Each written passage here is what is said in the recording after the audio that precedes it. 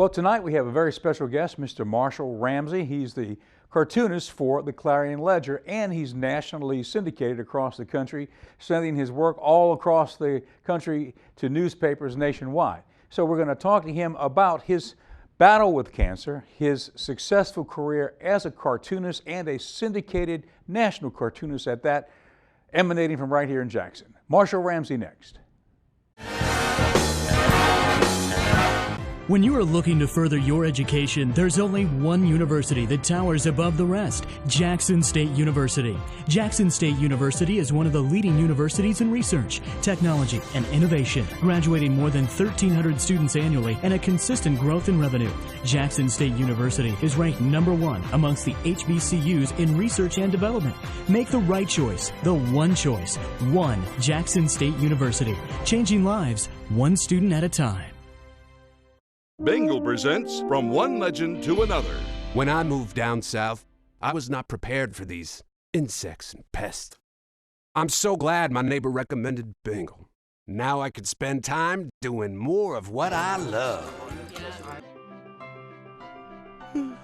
People trust Bengal Products' legendary performance for insect problems in and around the house. Bengal products really work. Using Bengal gives me more time with the love of my life, Mr. Snuggle Muffins.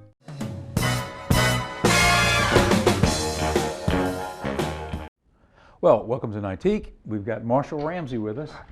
Marshall, thank you for coming. Good to be here. I'm so proud to have you on the show. Oh, this is an honor. I mean, now let's talk about your career. I mean, your cartoon work has appeared in national publications. CNN has carried your work. Many national publications. You're here at the Clarion Ledger. What is it that you do as a cartoonist? How do you capture the essence of a story in a drawing? Well, let's put it this way. I am never lacking for material here in Mississippi. I'm very fortunate. You know, what I do is I get up in the morning just like everybody else. I kind of scan the news, read my Twitter feed, read the paper, watch the television. If something hits me, if something moves me a little bit, I sit down, I start just doodling, and next thing you know, I come up with an idea. I've been doing it, it's hard to believe, here in Jackson for 19 years. Are you a journalist? I mean, is that what guides you as far as the aesthetic of what you produce? Yeah, I think at the heart of everything I do, there's these principles that I learned a long time ago in journalism, and I think that helps. But at the end of the day, I think I'm more just an observer than I am anything else. It's just learning how to see the world around you. What about the transitions that are taking place in print and in the media world right now? Well, you're into meteorology. Imagine being a ping pong ball in the middle of a tornado. But that's what it's kind of like. But you know, some people bemoan that. They're like, "Oh, it's terrible. Things are changing. Things are different." I think it's awesome because every day when things change, that means new opportunity. And really, things are changing. Oh, very quickly, very rapidly. But I think some things are changing for the better. And I know my individual career has changed a lot in the last 5 years. But I always tell people I do a lot of speaking, and I always tell them, you know, how your worst moments come your best. I mean, you can hit a rock and it can sink you, or it can push you off in a better direction. And I'm so grateful for all the change that we've had over the last 5 years. All right, well, let's talk about the change. For example, in the print world. Right. What's happening? Well, I mean, obviously revenue has slipped. You know, here in Mississippi, I think that we're still very heavy and print-centric. I think people still like getting their newspaper.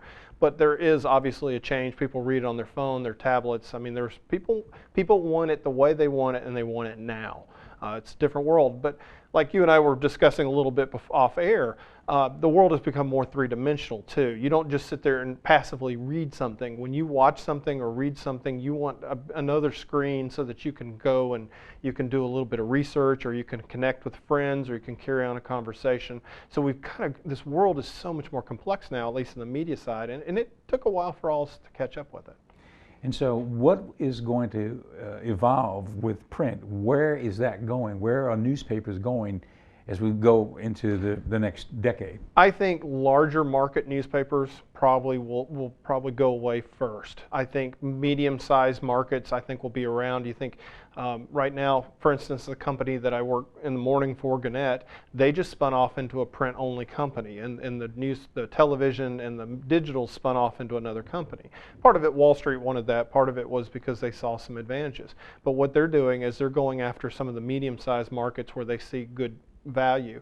I mean, newspapers still make a lot of money. They just don't make as much money as they used to make. But I still think, obviously, there is a core group of journalists there that know the community, that can tell stories, that can do things that maybe you can't do with television or radio or with some of the other traditional media sources, or even with bloggers. So there is a way to do it. They just got to figure out how to monetize it.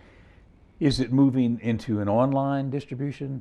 I think some of it, and I think some of it's obviously through social media. I think social media is very powerful right now. You have to go where the audience is. And a lot of people are looking at their phones, or they're tracking Twitter or Facebook or Instagram. And so it doesn't matter if you're a storyteller on print or in television or radio, you have to be a good storyteller. And a lot of people get so obsessed with the platform.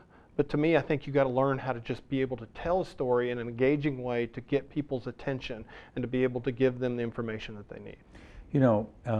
The Clarion Ledger, I subscribed to it. Yes, well, thank you. And became involved with the online material. Right. Mm-hmm. And we get a push every day. Yeah.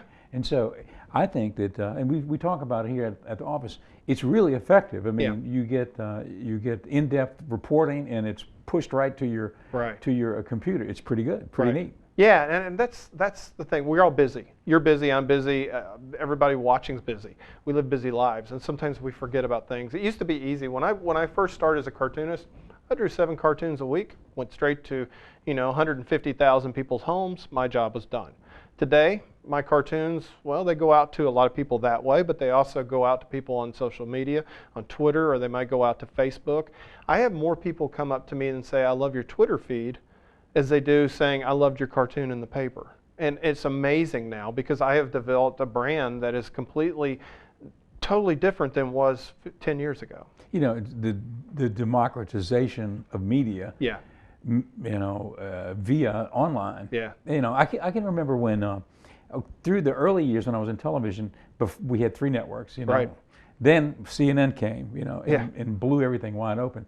And they used to say that Ted Turner had democratized the news business because now there were no borders. It was just the satellite was impervious to being stopped. Right. And I think they even credited the fact that the Iron Curtain came down as a result of news being able to get through via satellite. Yeah.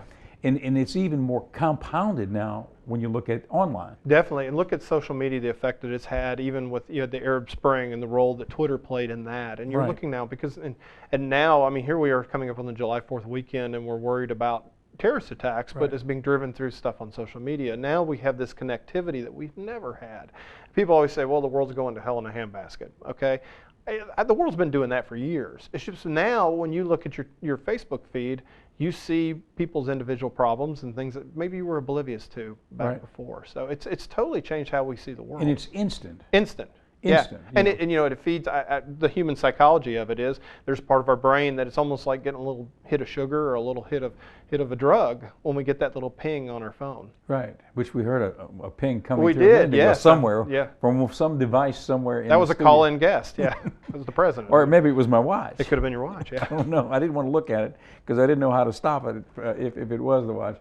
But you speak. I speak. Now, tell us about your speaking career. I love that. It's funny because when you draw a cartoon and you send it out into the world, and you don't get instant feedback. When you're on the radio, which is fun, you might get callers, but you're sitting in a room with a microphone. But when you speak, you're in an audience, and so you can hear them laugh, you can see them, you can feed off the energy in the room, and man, that's powerful. And it's so much fun. I enjoy it. I talk to corporations, I'll talk to groups, I travel around the country doing that. And it's kind of, in a way, it's a nice thing because I get to be an ambassador for the state, kind of in a backwards way too. And so that's a lot of fun because people are always like, you're from Mississippi? Tell me about Mississippi. And that's always fun to do too. Tell us about your experience with cancer. Cancer, yes. I was born in December, but I've always joked that I was born under the sign of cancer. Right.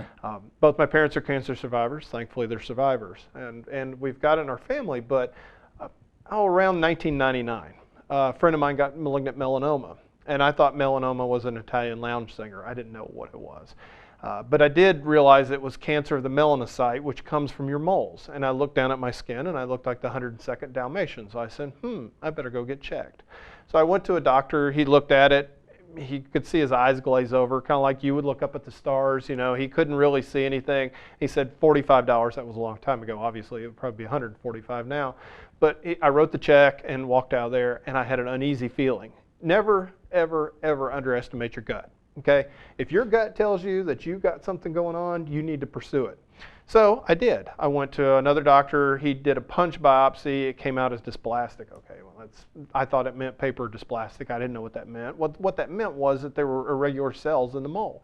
So I went to another dermatologist. And what happened when he said it was dysplastic? Nothing. Is that a red flag? Yeah, it could have been a red flag, but really, honestly, it's precancerous, so it wasn't the end of the world. Right. The M word wasn't used at that point. So I went on to another dermatologist. He looked at me and said, nothing really bothers me, but if you want to have these 2 moles off, here's the name of a plastic surgeon. So I went to that plastic surgeon. His name's Kenny Barraza. He's here in Jackson. And he looked at me and his face went ashen. And he said, that's coming off now. And he took it off, and it was a melanoma in situ.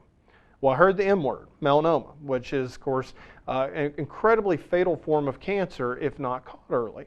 So, you know, you think... I could have listened to the first guy and I wouldn't be here. I mean, it was a God moment. I mean, I'm just like, okay, I obviously have a purpose to be here. When you think of skin cancer, you don't think necessarily that it's something, at least, you know, someone who's not experienced it, you think, well, they can remove that. Right. And when you can, there's squamous and basal cell, there's types of skin cancer that you can, if, you know, basically remove and you're okay. And melanoma, if it's caught early, is 100% curable too. But if it spreads to your lymph nodes or throughout your body, then your chances drop to 50 to 2% survival rate. Well, how does it spread? It gets into the in the lymph system and travels through that way. And it gets down into your liver and gets into your lungs, and then you live about 3 months. So wow. I'm very fortunate to be here. So, okay, so you got he removed it. He removed what that happened one. Then? Well, he removed that one, and there wasn't enough drugs in the world to make me keep from being insane at that point, because it scared me. It freaked me out. So I said, okay, go through and cut off 7 moles at a time. I want you to get all the really scary ones off of me. And we did that, and a year later, I was on the table, and he looked off to the side, and he cut it off. And it was a malignant melanoma, which is way more serious. And the next day, I was in surgery and had like a 4-hour surgery, and I have a scar on my back that long. So you were already working on it, getting everything removed before you even discovered that you had it. But if I hadn't have pursued it, right. If I hadn't have taken charge of my own health care, I wouldn't be here. If you had done it at that time, the malignant melanoma would have... Right, it would have gotten me. It would have gotten me. Wow. Yeah, so it was, and that's a hard thing to swallow. And surprisingly, I mean, I had survivor's guilt. I freaked out. It was just very, oh my God, I've got a tumor. No, that's a rib. I mean, it was just a really tough thing to deal with. And so a friend of mine lost his father to melanoma, where he went in and the mole had gone too far, and he lived another 3 months. Oh, so he and I did a 5K race for 10 years where we would have a skin screening associated with the race so that other people could get the same chance I had and wouldn't suffer the fate his father had. And I tell you, I was driving in one day, I was listening to a radio show, and a guy called in and he said he'd heard me talk about melanoma, and he went and got checked, and he had one, and he had a chance to survive to live to see his kid grow up, because I struggled with it. I mean, when you sit there and you go through something like that, you're thinking, okay, and it was a very simple procedure. I mean, it's not like I had 9 months of chemo or anything like that. I mean, so mine isn't a story of great struggle. My story is early detection. And so by talking about it and getting out there, I feel like I'm paying that blessing forward. Okay, on that note, we'll take a break and we'll come back and talk some more. Sounds great. Marshall Ramsey will be back after this. Bengal presents From One Legend to Another. Good day. I must say I've deduced that Bengal roach spray is a superior product. It's kept all traces of those vile creatures from my home. Which lets me focus on more meaningful pursuits. People trust Bengal Roach Spray's legendary performance. No odor, no mess, no roaches. Bengal Roach Spray really works. With Bengal, I love having a little more me time. Ingalls Shipbuilding is hiring electricians, structural welders, machinists, ship fitters, pipe fitters, and pipe welders in our Pascagoula, Mississippi site. Signing bonuses available for pipe welders only. Positions are union represented. Come build your career with Ingalls Shipbuilding. Go to www.huntingtoningalls.com/careers or call 888-935-1507.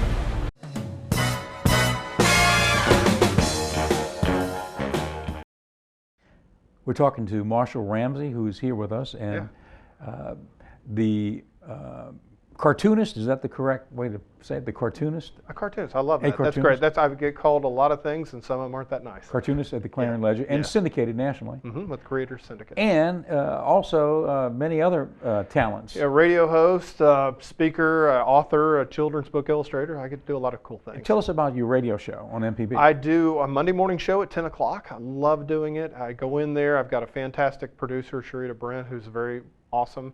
And we sit down and we bring in a guest, and I do what you're doing with me. I love being on this side of the interview. It's a lot easier. But we bring in just interesting Mississippians who have fascinating stories and just talk to them. You know, just a conversation, and it's a lot of fun. So you've transitioned from print into radio, and what about television? I am going to be doing a television show with MPB. It's called Conversations that they've had on before, and I will be the host of that as well. So I'm learning not to sit like this, you know, during when the camera's on. So have you? How is the transition going? It's getting there. I'm not as smooth as you are, but I'm getting there. You've got a few more years of experience doing it. I'm just now starting out, but I like it and I enjoy it, and you know, it all goes back to, you know, when my career changed a few years ago, I thought, oh, this is terrible. But it turned out to be a huge blessing because I'm still doing the cartoons. I still have that great relationship with the paper, and I love doing it with them. But I'm getting to do a lot of really cool things I never thought I could do. So we were talking about that too before we went on the air. Yeah. The idea of a disruption in your life, whatever it may be. There's a couple of ways to look at it. You can look at it as as a deal killer that stop you in your tracks, or you can look at it as the impetus to drive forward and break through into new frontiers, right? Yeah, Churchill had a great quote. He said, "When going through hell, don't stop." And I was interviewing Dickie Scruggs of all people. You know Dickie Scruggs. I mean, he was in the news and everything else. And he was talking about, he said, you know, because he's actually out helping people get their GEDs now. After he did that in prison, and he's trying to do that now. And so it's like it's opened up a new chapter in his life. But he said, you know, when I was going through the really tough times in prison, and you know, granted, Dickie has a few million in the bank to fall back on, which, you know, I didn't necessarily. But he said, you know, when you focus on the really good things that are going on, instead of dwelling on the really bad things, it gives you the energy to go out and try to, you know, make better of your life. I always tell people I'd rather be in a blasting zone than a comfort zone, because the comfort zone is way more dangerous. And I got in a comfort zone, going back to the cancer thing, because when you have cancer, you suddenly crave security. I mean, man, it's like, oh man, I need some security, because obviously your life's been rocked, and security's a mirage. There's no such thing. And one of the things that I admire what you do with your career is that you're always looking for new things, and you're always looking for fun things, and you know, you're doing things that you can tell that you have joy in everything you're doing. Well, you know, one time, here's something that I bumped into along the way. When I was in Shreveport doing weather a number of years ago, I used to do entertainment reporting, so I'd go out and interview people. So Buddy Rich came. I probably have told the story on the show before, but Buddy Rich came to town with the big banjo. Oh, right? yeah. He played with Frank Sinatra, all those guys. Just an incredible guy. Yeah, and I was, you know, pretty young, and he was pretty old. So I met him at the place where he was playing. Between sets, they took a break, and I got into the dressing room with my cameraman to do an interview. Yeah. So I was sitting there with him, and I asked him, you know, and he was playing in the '40s with Sinatra. So I mean, he's been around a long time. Yeah. Of course, this is probably in the '80s, right? Okay. So he said, I said, well, what is giving you the inspiration to keep going like this? He said, son, he said, I have a beautiful home in Beverly Hills. I have a beautiful wife, beautiful family out there. He said, but you know, this is my passion. This is what I live for. He said, I'm working at play. Yeah. You know, and he said, I've got to do it. That's brilliant. And that's what and I never forgot that. You know, and it's true when you look at it as an enjoyment, whatever it is you're doing, then it's not work. My mentor is a cartoonist in Knoxville, Tennessee. His name's Charlie Daniel, and he's been there since 1958 at the Knoxville paper. He is 86 years old, and he is still every day going to the office and loves what he does. I mean, Charlie's going to live to be 200 years old, at the rate he's going, because I mean he loves what he does. And you see so many people, they do that. They retire and they go home and they sit on the couch and they're dead within a week. Right. I'm not going to be like that. Right. But I think we all are facing change right now. I think historians are going to look back at the 2008 mark, and it's going to be like the Industrial Revolution. It is an industrial revolution. I think there's a revolution going on right now. I think if you think you're going to go work for a company and get a gold watch and retire from it, I think you're naive. I look at my boys, and the one thing I want to teach my children is to be flexible and to be able to always be learning. Right. Because I mean, we're in the media business, and we were talking about that a little bit before. It's changing not on a yearly basis or a monthly basis. It's changing on a daily basis, sometimes even quicker than that. It's a seismic shift. It's huge. What has happened, because we've gone from the analog world into the digital world. Right. And and that is big. Right. I think you're right. When historians look back, they'll say this was a shift, a global shift that had huge impact. Yeah. The democratization of media, for one thing, but so many other things. The instantaneous messaging, whether it's for good or bad. I mean, when you look at what's going on with the terrorists out there, that type of thing. ISIS recruiting people, for example, using the social media, for example. Well, think about it. When we first started our careers, there were a few companies that controlled the channel. Right. Nobody controls the channel anymore. Nobody controls. And you're talking about the democratization of content. You got to have really good content to get noticed now. You really do, and you have to have consistently good content. And content's king. And you got to figure out, okay, how am I going to monetize it? And maybe in the future I draw cartoons, and maybe I have to put them out there for free. But what's going to happen is I can sell books, or I can sell ebooks, or I can go speak, or I can show them that way. So what you do is you create this content. But down the road is how you monetize it down the road, because people really love what you do. You have to give them a taste for free. And that's hard. If you've been in the business of controlling the content, you used to charge people for it. And I mean, you think of like the Wall Street Journal has been charging for online content, and that makes sense. They have a paywall. But it has to be really good content specific to what people want. I think sports recruiting, obviously, sports content, people will pay for that. Yeah. But it's interesting to get, for me, it's just kind of been a marketing mindset change as well, too. But I mean, the internet has disrupted more than just the media business, the publishing business. Look at the music business. Oh, the music business. It got them before it got us. I think it got them first. Yeah, it got them first. I mean, it's a game changer. Well, the old record companies, the gatekeepers, so to speak, that is what has changed so much. Whereas the artist now is empowered. They're empowered, but it's they can't just come tap you on the shoulder and just give you $1 million and sell it on records, because I mean, gosh, people have Spotify. They listen to it streaming now. Nobody even buys stuff anymore.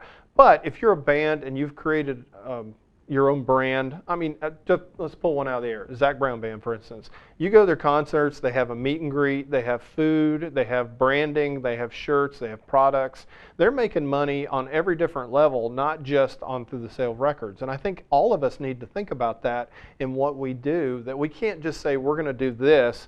We got to figure out how to take ourselves and spread it out and get the cash register to ring in a lot of different ways. Right. In the case of musicians, there was a time, even from the studio standpoint, you had to go into the studio and you had the big boards, all analog equipment, and then now, with the digital, you get an Apple computer and you're good. The artist has their own. They have their own studio. They do. Digital studio. Yeah, and you can post your videos up to YouTube and get an audience that way, and then you go perform live shows, and you make sure everybody there follows you on Twitter, and you can update it that way, and it's fascinating. I can remember. Here's an example of something that happened.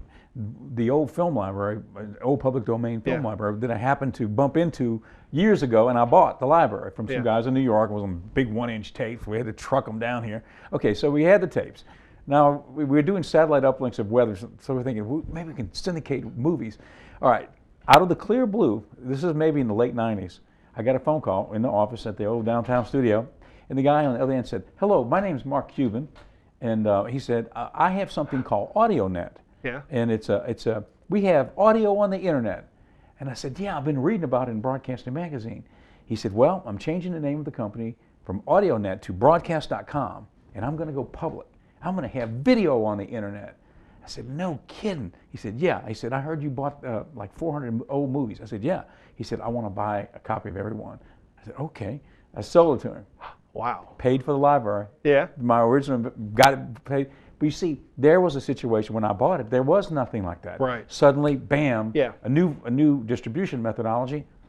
You know, who would have thunk it? But think about it. Think if Mark Cuban had called you and you had not been on top of the changes and you had not understood what the potential was with that. He could have called you, thought it was a crank call. Well, you know, I mean, at that point, of course, it was still having to buffer, you know, because there was no real broadband. You know, it was really. But anyway, that's an interesting. No, it is. Now let me just mention, you over at Jackson State, where we are located, at the East Center. I have been here for about 3 years, and we're doing this show from the studio here. There we are. And we work with the meteorology students. I'm an adjunct here, and working on the masters. And you are planning on teaching a course in social media here at the university. I'm looking forward to it. Starting October, I've got to sit down and think about, okay, how do I want to talk about? I mean, okay, that's like say, okay, in 12 weeks we're going to talk about the history of the world. I mean, there's so much information to cram into. Where do you begin? Where do you go? And so forth. But I think, I think where I'm going to stress with it is teaching the students on how to, brand themselves and how to make sure they have really good content, how to use these tools that are available to them for free, and to, because so many people hurt themselves using social media and they don't realize it. I mean, there's half the stuff I see on Facebook. I'm like, good Lord, don't print that. Right. So because that's consequences. So MarshallRamsey.com is the website, and you will be teaching social media at Jackson State Mass Communications Department of School of Journalism in the fall of 2015, right? That'll be fun, yes. Marshall, thank you so much for being here. Thank you. Oh, it's been an honor. It's been an honor for me to spend some time with you and talk to you. And good luck with everything. Well, thank you. It's an inspirational story, and congratulations with everything. Thank you. Okay, thank you for being with us. We'll see you next time on Nightique.